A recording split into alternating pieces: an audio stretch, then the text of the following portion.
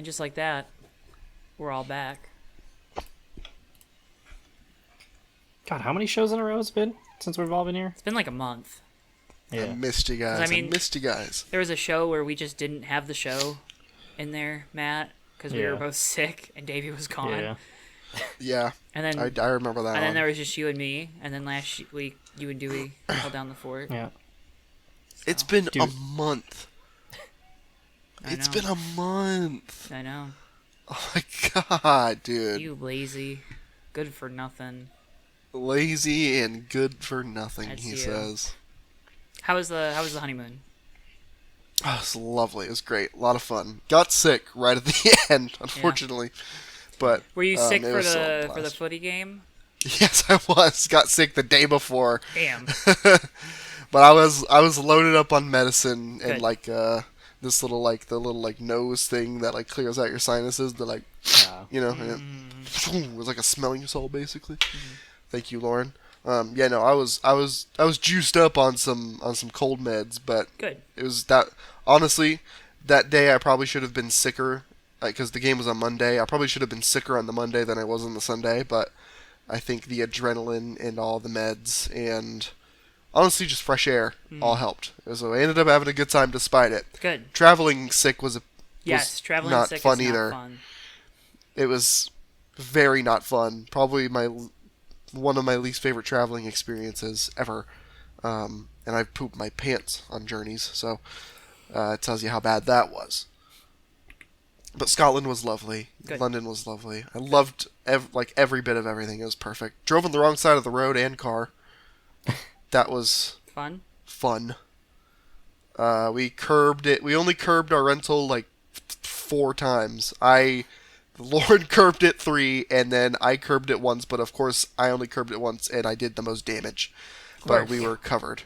Good. But I did the most damage, of course, with my one brain fart moment. Like, Everybody gets cool one. though. Everybody gets one, and I certainly got mine. How have you guys been since we were all last here? Been all right. I raced for the first time in like 3 months a couple weeks ago. Yes, I was not as dude. slow as I thought I was going to be. Good. I'm hoping. So I keep saying this, but I finally am just knuckling down. Like I'm trying to race my next local event on May 10th. Getting sick has thrown a wrench in those plans, but we're gonna give it a shot. Where could people go out and see you race? Both of you. Hell yeah. Where could they go? Where Yeah. they could go to 103rd Street Sports Complex in Yeah, if you Jacksonville, wanna- Florida. If you want to head out to Oak Creek BMX in Roseville, California, Okay, there we go. I might be there. I'll keep Google Maps open. Maybe you'll update the picture at some point when you're on it, and it'll be really cool. But other than that, you know, unless I take a really long flight, you know what I mean? Real Racers podcast coming back soon. Oh yeah. Tell I you don't what, know when my next business trip is. I was gonna say, when are you leaving? I don't know. God, Joe's such a busy guy. Joe's such a busy and popular guy. He just doesn't know what's next. It's been like that for like 2-3 months now, unfortunately. So. I hope you get a breather soon. Well, hopefully this is. So nice I was in and calm Chicago for ya. last weekend, so that was nice. Oh, that was Nice. fun. Yes, Chicago's nice. Went to the Cubs game on Sunday, so that was cool. Really? I couldn't tell. I know, right? I actually got the hat on Saturday. Okay. From well, one of the that's stores that was right across the field, or right across the street from Wrigley. So Okay. I got my brother a hat for his birthday from the stadium. So There you go. that was cool. That's cool. Yeah, but Chicago. Chi-Town. Yep. Chi-City. Do you know they have cherry blossoms in Chicago? Yes. I didn't realize that they did, so that was kind of cool. We went and saw those on the Saturday. There are cherry blossoms in London. There's cherry blossoms in a lot of places. They like to spread the cherry blossoms. It was pretty. I liked it. Yes, they're very pretty. Aren't they really popular in DC too? Yeah. they're Yeah, huge. so This- the cherry. You read up about the cherry blossoms in DC. How about that? That's Matt's homework for next week. No, I think he's gonna read up Right. about them right now. I can hear You read that up about those click-clacking. cherry blossoms in Washington DC. What do we got to read about them? Give us an idea here, Joe. I'm trying to remember when they got planted. Back in the dickities, you think? The National Cherry Blossom Festival is a spring celebration in Washington, D.C., commemorating the March 27, 1912 gift of Japanese cherry trees from Mayor Yukio Ozaki of Tokyo City to the city of Washington, D.C. Oh. Yeah, back in the dickities, like I said. Back in the dickities. Yeah. So, yeah. I don't know. Cherry blossoms are cool, though. So that was fun. Yeah. And I rode the train. So, it was cool. I rode a lot of trains. I rode Your trains were probably much trains. quicker than my trains. They were, dude.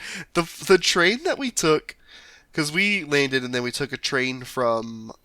When we got there, we took a train from London to Scotland, and then we were in Scotland, drove around Scotland, then we took the same train, essentially, back, to London from Scotland. That train, worst seats I've ever sat in any form of public transportation. Not comfortable.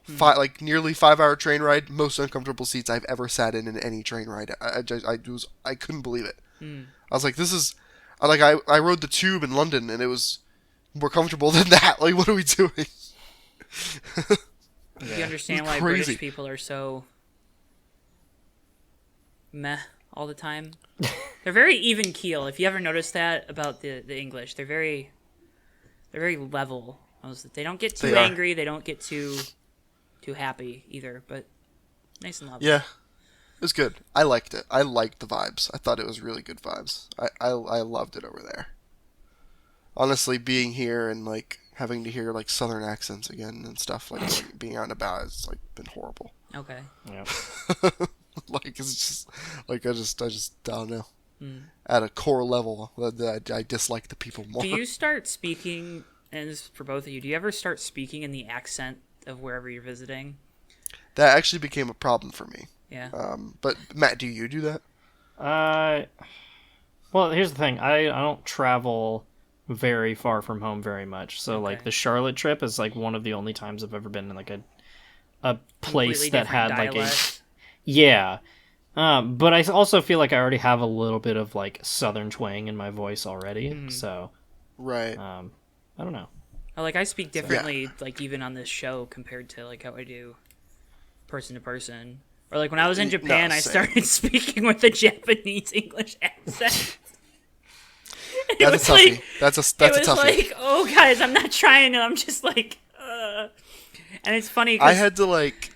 I was gonna say it's funny because the Japanese guys, whenever they visit, they always like to tell me that I have very easy English for Japanese people to understand, and I'm like, right, because I'm like talking like you talk, because that's just what I do. Like, yeah, so obviously we spent the first like week plus in Scotland, and even Northern England, let alone Scotland, entirely different accent from down in London. It's not much different from not much pip pip cheerio. It's more like it's way more posh down south, a little more country if you were just up north. But I spent the first week and a half in Scotland, and so like I'm downloading the Scottish accent into my brain every time I speak. And then we take a train down to London, and suddenly I realize that people are going to think I'm like some stupid, like half Scot, half American person that like isn't particularly good at like either accent. I'm like it's like speaking in a Scottish accent doesn't quite work in London as far as like trying to keep yourself like, as far as like talking in a way that like stays, I don't know, in like the wavelength, Yeah. I was like, this doesn't work as well. I have to switch it up. And so like Weaver was a friend of the show, Joseph Weaver, was talking about how like, I'm surprised he didn't come back with an accent. That's why, because I had to like reverse course, and I couldn't. I didn't have enough time to go back into like a London accent. But that just reminded me of like an anecdote I heard once. Is it too early for me to say the F word, Joe? No, you're good. Okay, so for you Game Grumps fans out there used to be a member named Ross who's Australian, but he's lived in the US for so long that he just has no accent anymore. Like he just sounds American except for certain words. And there's a story he tells where he like met this other Australian voice actor, and she like asked him like, "Wait, what happened to your accent?" And he was like, "Oh, he's like, I've just lost it from living here." And then her reaction was, "Fucking chameleon." It reminded me of that. Yeah. And this is related to Talladega. Because what the hell was that Talladega race? I mean, that was a interesting. Real quick, no. Before, sorry, I'm not like trying to. Go for it. But Go for it. No. I want 3 words how you would describe the Talladega race.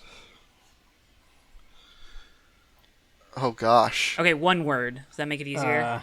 No, I like 3. I like 3. Harder. It's a good challenge. Okay. 3's a good challenge. Jeez.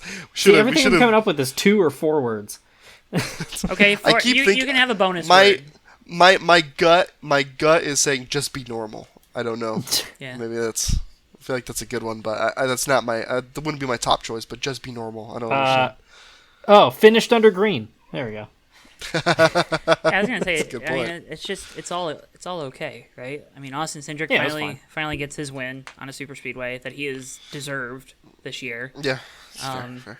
To be fair to him, I know a lot of people don't go back to Talladega last year. I was going to say, yeah, people don't like to be fair to Austin Cindric, including his own teammate. We can talk about that. Oh, my gosh.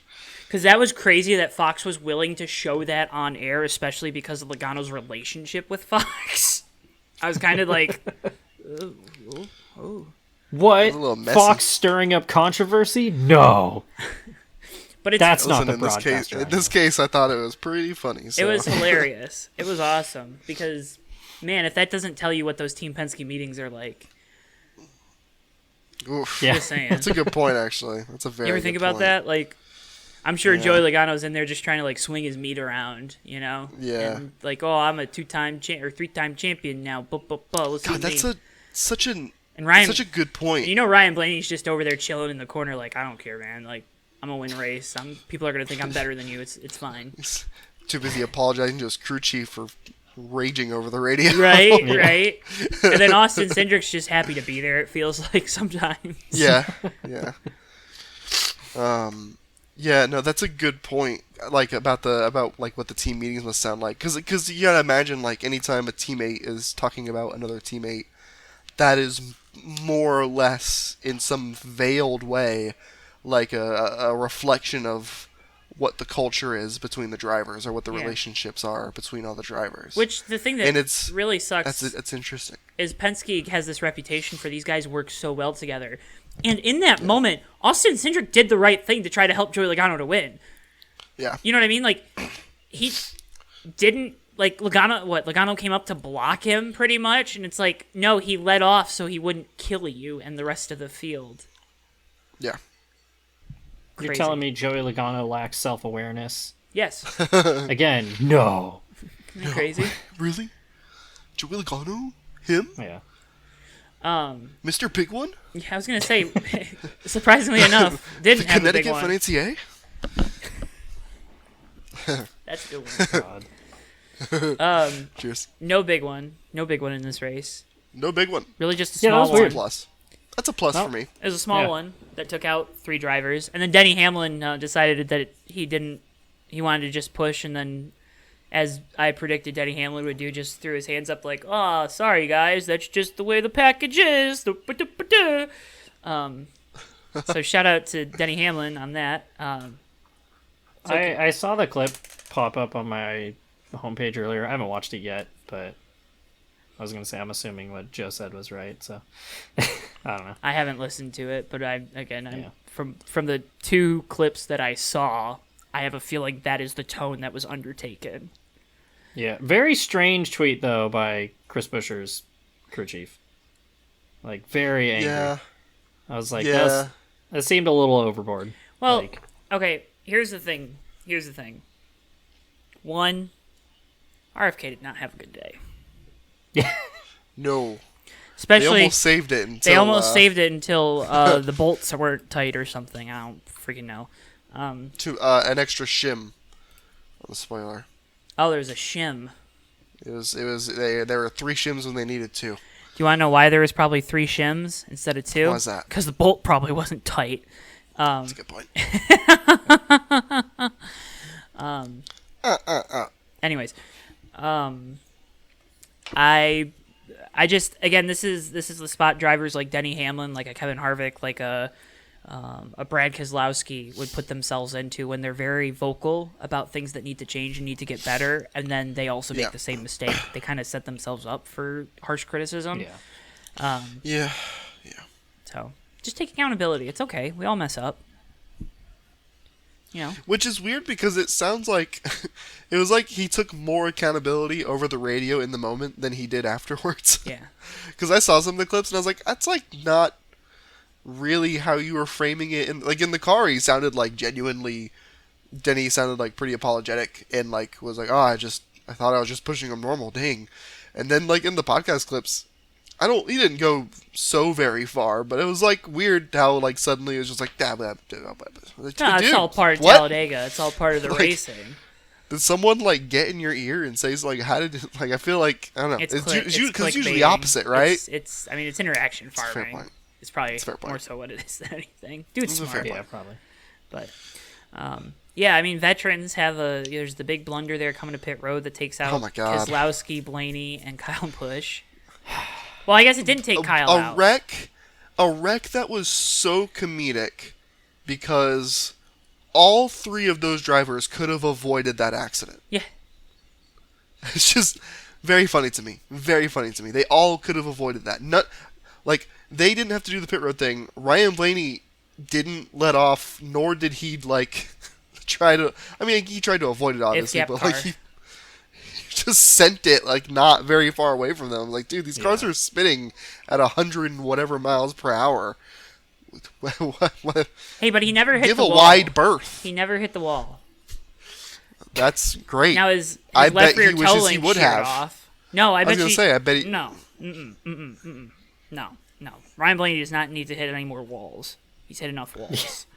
I'm just saying. He's had enough dust-ups with the wall and the next-gen car. Okay. So, was Kyle Busch trying to pit? I still don't understand what was happening. I don't think he knew the Fords were pitting.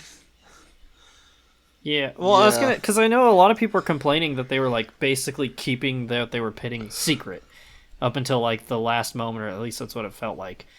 Because Brad obviously made a very late lunge to pit road, and it was he was already coming in hot, and then Kyle Busch was just like, "What is happening? This guy's stopping in the middle of the track." I was watching the race, and I'm like, why the heck would someone slow down in the middle of the racetrack to pit? And then I was like, oh crap, that's my driver, you know? That's the worst, right? Right, isn't it? That's the worst. Suck? Yeah. Yeah, I don't know. It was weird. Yeah. And then we mentioned it. Logano, Priest, both disqualified for shims, I guess. Whatever. Guess I'm glad Ryan Priest did not cross the line first, or else. Yeah. Oh my God! Could you imagine? I was gonna, for that to happen to your guys twice in 1 year, I was gonna be like, "Are you serious?" So, kind of dodged a bullet. There would have had to have been genuine wellness checks. It would have been really bad. Here's the thing: at least Lionel wouldn't have already taken your money for a diecast. So. Oh, true. You know. Get your Parker Kligerman raced version Daytona diecast. God. Yeah, I'm glad I didn't pay for that one. I'm trying to think of other notable stuff that happened. Ross Chastain tried to kill the field. Hey, on the last fair pit game. Stops. Fair game. This is not the first time that he's done it. It won't be the last time because it's worked multiple times now. It's also not the last time someone is going to do it. Oh, yeah. Yeah. Didn't it happen at Daytona? Didn't someone do it at Daytona this year too? I think so. It's just someone else is going to let those intrusive thoughts win and do that. You know, that's the kind of thing I do on iRacing when I'm mad. Hey, Toyota, let's not be the first group to pit this next super speedway because you've now done it 2 super speedway races. Feels like. Yeah. I was thinking about that because that happened at Daytona where they pitted early and everybody else was like, all right, we're just going to hang you all out and then make sure you're not a factor at the end of the race. because everybody just Isn't stayed out that- like 15 laps longer. Which race was it where they did that, but then they all crashed? Talladega last year, where John Hunter killed Eric Jones, broke his Yeah. back. I really, What a great teammate. really need John Hunter Nemechek to get out of Legacy. Oh yeah, that's true. He did spin out coming off pit road as well at the end of this He race. did. He really did. Just about ruined the end of the race. John Hunter Nemechek. Kind of wish that would his have consequences. caused a caution. Honestly, Me too.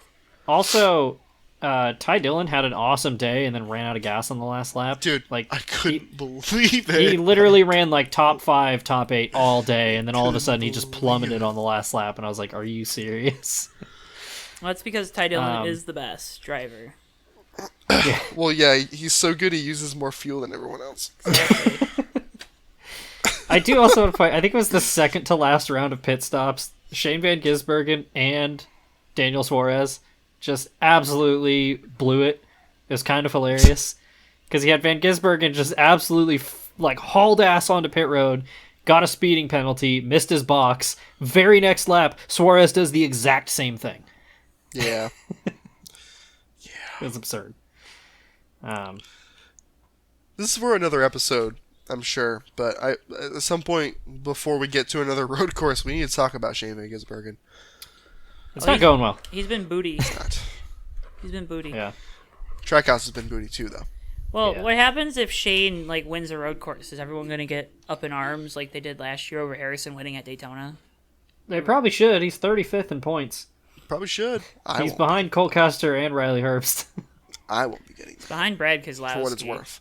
For Yeah. what it's worth, I will be ecstatic. Oh, I will too. And when everyone's like, "Oh, it ruins the integrity," I'm gonna be like, you know. Nothing ruins the I'll be- integrity of the sport. I'll be anymore. pumped that. I was gonna say I'll be pumped that Shane wins, but What again, it's gonna be integrity. another situation where like Kyle Busch is 12th in points and missed the playoffs Well, again. but here's the thing. Here's the thing. Kyle that, was just gonna jump off a bridge. that people like- need to remember about the 88 team is it is a new team. Yeah. Yeah. And also, Shane did better in the 16 last year on He his did. oval starts than.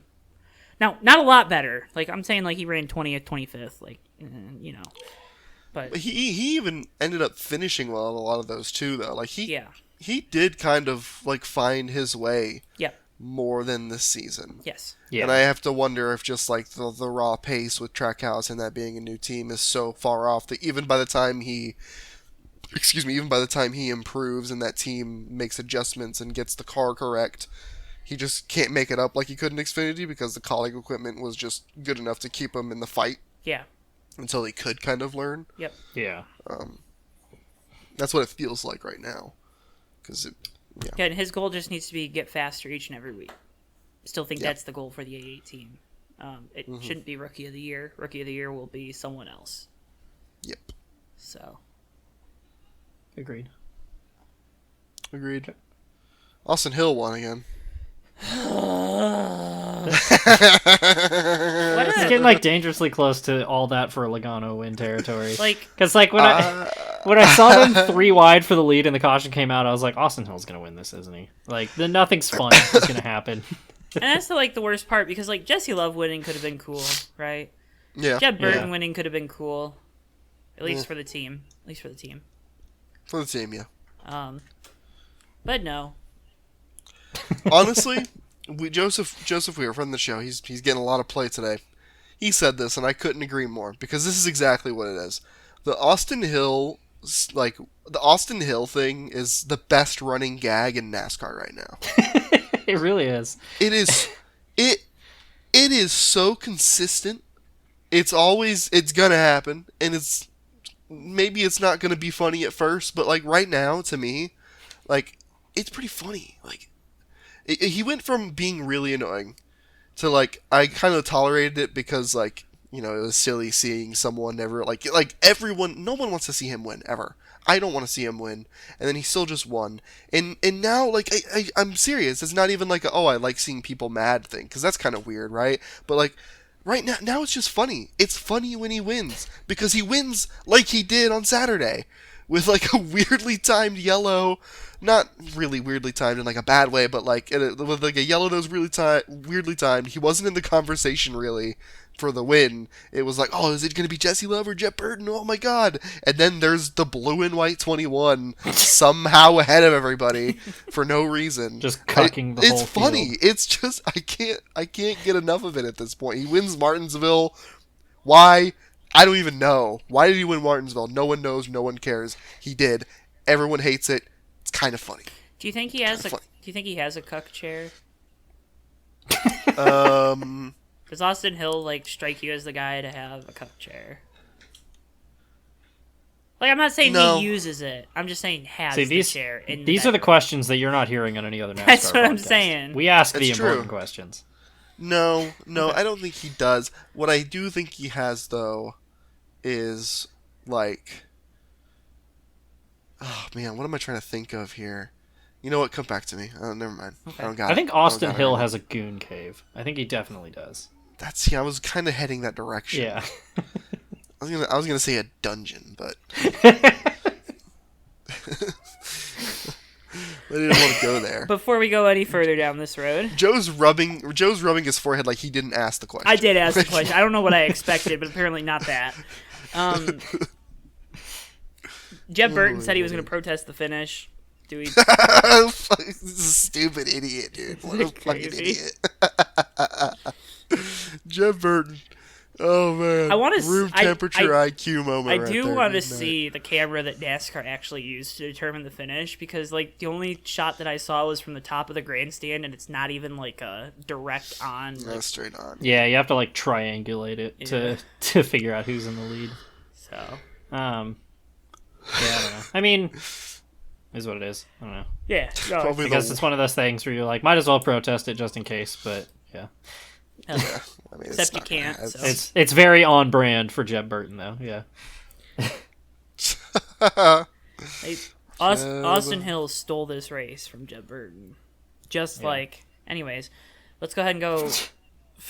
Let's go ahead and go from the shop and start with the headline that everyone wants to hear about. The teams don't want to spend any money. No one wants to work Hey. anymore. NASCAR supposedly offered teams a open rule book for the All-Star race. The teams said no. Unbelievable. Who wants to say that this is a bad thing before I say, oh, it's probably not the worst thing in the world? I think it would have been pretty cool. Do you think the racing would have been better? I'm not really speaking about the racing being good or bad. It would have I been was pretty gonna cool though. Yeah, I was gonna say I think that's the stance I'd take on it because like we all look back at like the T-Rex car for Jeff Gordon, like that's really cool, and it's like if you watch the final stage of that All-Star race, he just drives away from everybody, and it's like Yep. So like it would be cool to see more like Sam Hornish 2008 level stuff, but it doesn't really make the best racing when like one team like it's the thing we always talk about where it's like sometimes a team just hits the setup and smokes everybody. Like Yeah. the All-Star race has been pretty lackluster, and you're not telling me that Kyle Larson and Cliff Daniels aren't going to come up with something crazy and just run laps around everybody again. See, I agree with that. I do think it's not like a guarantee, right? Like all these teams have really smart people who have to work around, the rule book, and who knows what they could, who knows like what mid-pack team could come up with, there's just so many question marks, and that's why it's cool. Is it gonna make the racing any better? No, I don't know if it was ever to make the racing better. Was it stated that they were like, hey, this is gonna make the racing better? It's race teams, you should do this, and the race teams are like, no, it's not. That's not like what I gathered from that, Yeah. I just think it opens you up for more stupid arguments, and I don't like hearing stupid arguments on the web about how the car sucks. And because literally what every team is going to do is they're going to try to slam the car onto the ground, right? Yeah. Get the smallest amount of air underneath the car as possible, as humanly possible. Nose to the ground, ass up in the air. Yep. Skew it a little bit as much as you can. Like, Yeah. it feels like we already know what we need to go faster. It's just about how close to that line can you get before it starts being a detriment, right?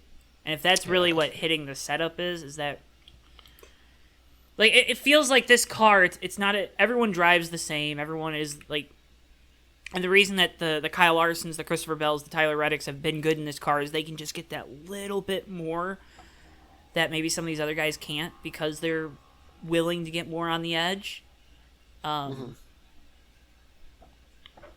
So, I don't know. There were a couple different arguments there. They didn't make sense. It wasn't coherent, but I get you. I'm following you. I just I don't understand like the whole like, oh, this is the worst. Why would the teams do this? It's like they don't want to just spend a bunch of money to, I don't know, learn some. Because the thing is, they're all going to spend money to try to win the All-Star race, right? Like that's great. Yeah. But what's the point in spending $4 or $5 million to win $1 million? And you can say, oh, the team's not going to spend the money because it's not worth it to spend the money. Yeah, they will. Yeah, exactly. Yes, they will. So. There was a really good clip, though, from Stern and Bianchi's podcast, though, where I think it was Stern was talking about it, where he's like, every NASCAR team complains, like, oh, we can't do anything with this car, everything's spec, and then NASCAR's like, hey, do you guys want to have an open rule book? And they're like, no, it'd be too expensive. And it's like, what do you want, then? Yep. Then why did you ask for it? Yeah. No, and that's been the problem, right? Like, everyone wants to say that this is the solution, that's the solution, but anytime someone offers a solution, it's what probably makes it best for them. Mm-hmm. Yep. I mean, that has been since the introduction of the next gen. That is something that we, as a podcast, have pointed out that I have not noticed anywhere on any other podcast, even from podcasts that don't have drivers or whatever on them and are just media or just fans, is that these race teams, these drivers, these crew chiefs, like when Rodney Childers would speak out, when Chase Elliott would speak out, when Denny Hamlin Kyle speaks Larson out, was complaining about tire wear at Bristol last year. Yes. Everything that these drivers and teams say, a lot of race fans eat up because they're like, it's just not, They're speaking truth it's obviously to power. It's obvious we're not doing good racing. I really think we need to insert X, Y reason that will make them faster on a given weekend because that's like what they're good at, or and then insert A, B reason for this race team, or this one for Denny, or this one for Chase, or this one for Kyle, or this one for whatever. It's all agendas. None of them are giving actual things that could improve the racing. None of them know. None of them know at all. They like, we get 1 week, it's like, oh, just give us a really soft tire that wears a lot. No, you gotta give us like a really hard tire that has no grip at all. Or yada yada, this, that, the other thing. You gotta, like, all the cars have to be, I think to have better racing, all the fast teams should be fast, said Chase Elliott, driving for Hendrick Motorsports. Like, we're not getting anything from them. Like, everything that they say is like, once again, just like thinly veiled as like a, hey, everyone push for this thing because that's what my team's good at. That's all it is. It drives me nuts. No one talks about it except for us. So I'm gonna let everybody in on a little secret, and this is a thing that happened. Ziggy, do you mind? I'm doing a segment. he does back. mind. He talked back at you. Did you see that? You heard it. So, for F1 fans who, I'm just going to use a recent example. Towards the end of 2019, when Ferrari got caught with their fuel flow, basically bypass thing, and I think it was Red Bull who complained about it. Red Bull didn't complain about it because, oh, we care about fair racing and making the racing better. They complained about it because, oh shit, Ferrari's going to catch us. And we can't compete with that. And it was the same thing with the banning of the mass dampers in 06. And when, Bridgestone complained about Michelin's tires in 03, like, it was the same for when I complained about my local BMX track covering the dirt surface with slurry. You know why? Because I'm better on dirt than I am on paved tracks. Yup. That's how racing works. and I'm glad you said that, Matt, because that is important to say, like, this is not an indictment on these people that are saying these things. Yeah. They're just doing their job, but they're not looking out for the race fan. I'm telling you right now. They're not looking out for you. They're trying to make themselves better. No NASCAR team is going to advocate for something that makes them less dominant, right? Yes. Like, it's not just a Hendrick Motorsports or a Gibbs or a Penske thing. It's every single team. they all want to win. Yep. Yeah. Anyway. Speaking That of was a good one. I like that. Speaking of someone that we we made fun of a little bit ago, Rowdy Chillers and Inspire, they parted ways this past week. NASCAR's putting us in a box, guys. They put us in a box with the fuel saving on the superspeedways. But kind of surprising to hear that this partnership's already ended. Remember that he lost his car chief a couple weeks ago to Ty Gibbs' team. And then lost like the whole pit crew as well, or something. Yeah. Well, because that pit crew was fast, so they got promoted to a Hendrick car. Yeah. So just kind of weird. I think he was on Dave Moody's show today, so I don't know what was asked of him, if there's any clips out there, but from what I understand, it was like they both agreed to part ways, but it was more of like a Rodney's pissed. Inspire kind of gets it. So they were like, yeah, you know. You can leave. It's okay. See ya. Yeah. Yeah, the thing I've They're heard probably is paying them a lot of money. They were not mad to see that paycheck walk out the door. Mm-hmm. I was going to say, from what I heard, it was just like they just didn't click, which might just be like a culture thing. But I'm wondering where he goes. Because he's too good to go somewhere. Yeah, he's got to be a hot kids. commodity. But yeah, wasn't he Justin Haley's crew chief this year? Yeah. Yeah. Yikes. I was just going to say, because they've been the worst Spire car by a pretty good margin this year. Yeah. They're 27th in points, so that move did not work out, it seems like. But yeah. I don't know. Anyway. I don't really know what else to really say on it other than like Ruh-roh. Justin Haley's fudged. Justin Haley, you better figure it the F out, because you were supposedly the guy that was going to put Alex Bowman in his place, but Alex Bowman's like top 5 in points. Well, anyone with eyes and a brain can figure out that Alex Bowman's gonna be probably just fine. Yeah. Unfortunately, that doesn't qualify for a lot of NASCAR fans. Davey, what was your bottom split moment of the week? Bottom split moment of the week. I can go. Bottom split. You want me to go first? No, it's fine. I got it. Bottom split moment of the week was getting back from the UK And being sick. And I brought back 2 candy bars that I really like. Brought back 2 Wispa Golds. And I found one of them and it was destroyed in my backpack. And the other one I was like, oh, must be like maybe in my other luggage, or it's like in like a random pocket in this backpack. Oh well, I okay. And then I went for a walk and I came back and it must have fell out on the floor or something, and the dog had eaten it. So I don't get to have any of that. How is Aurora's indestructible. She's fine. Okay, all right, just making sure. She's Making sure. made of rubber. That's what I care about. Sorry about your candy bar, but no, Aurora's fine. We weren't even worried. This dog ate half a turkey, bones and all, the night before Thanksgiving. Holy crap! Literally was fine. Like the same size as her. I know. Okay, all right. It's ridiculous. She's indestructible.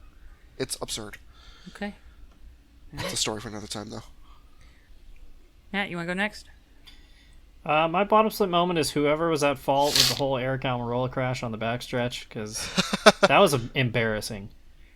Eric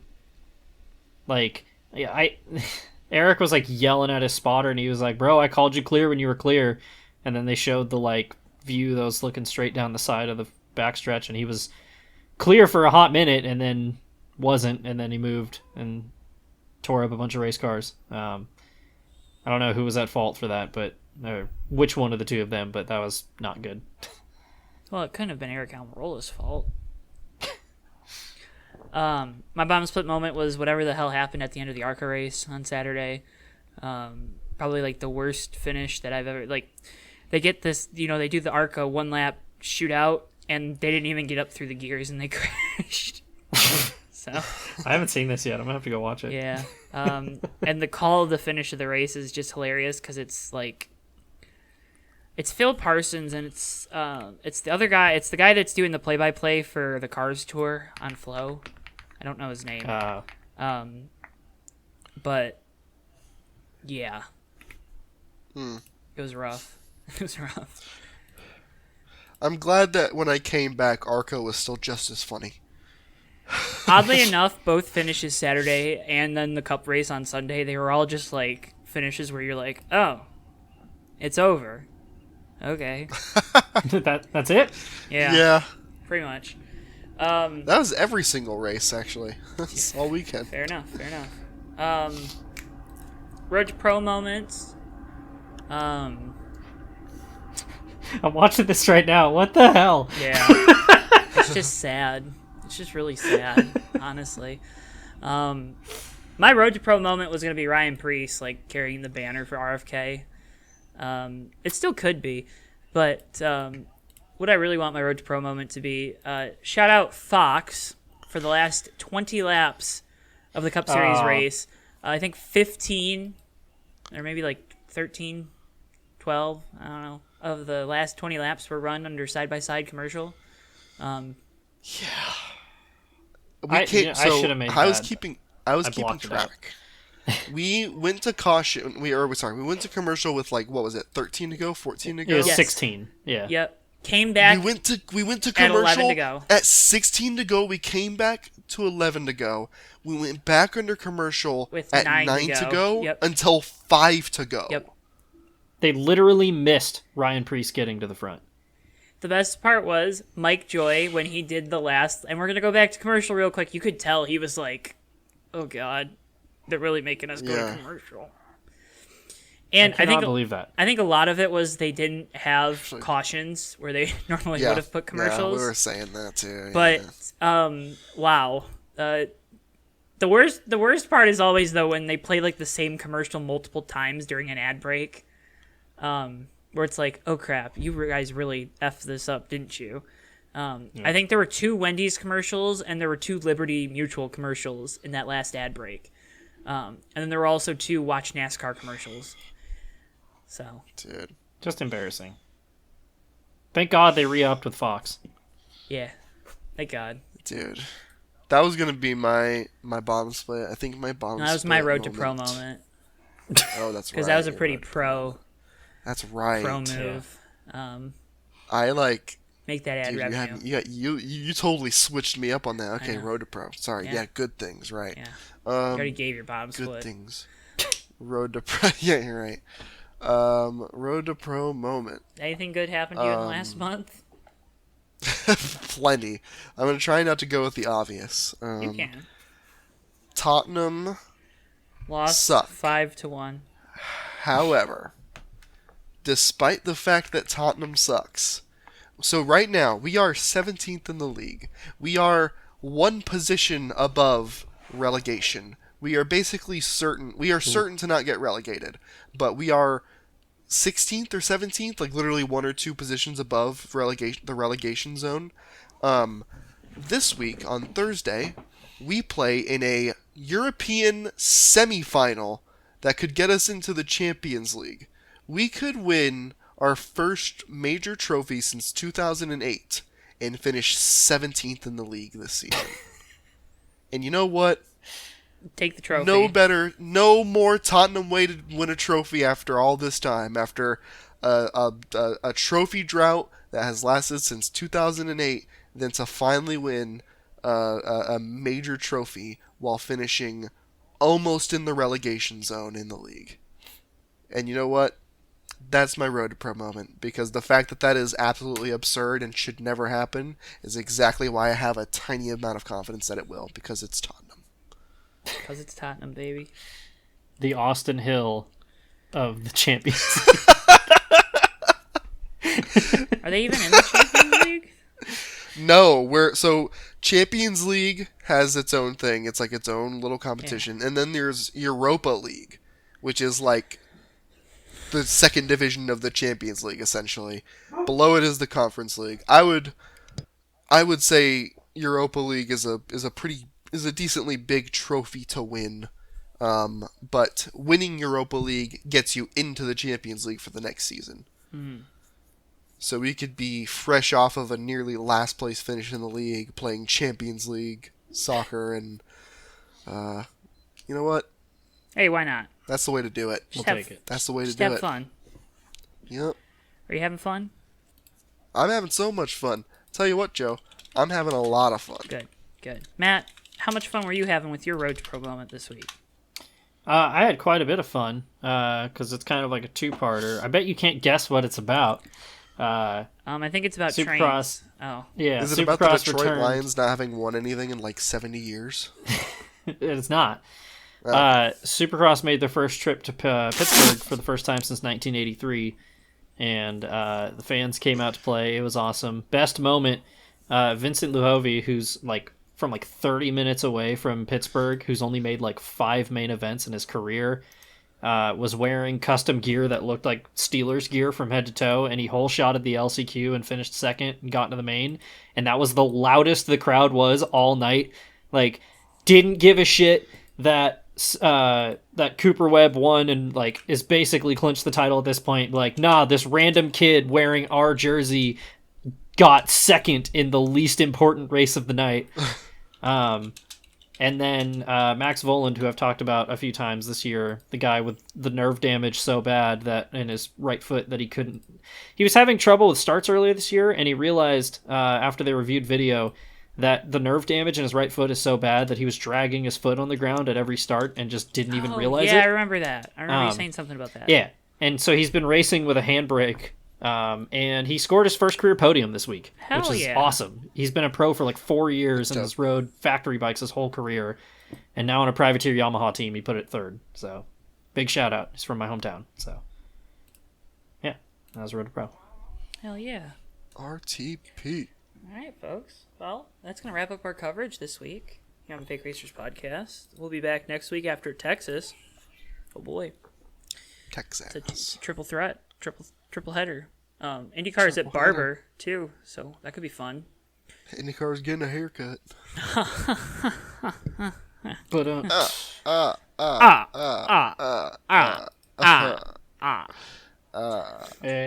It is officially the month of May, though, at the end of this week, so happy month of That's May right. to all that celebrate. Happy month of May. This year is going by fast. Stop talking. There's only 34 entries in the Indianapolis 500 this year. Womp womp. Womp, womp, womp. Charters. We are charters. Bum, bum, bum, bum, bum. Folks, make sure you click the like button. Make sure you subscribe. Make sure you follow. Make sure you leave a comment, review, shout us out. I don't know. Do all those things. We appreciate it when you do. And we'll see you guys next week on the Fake Racers podcast. goodbye.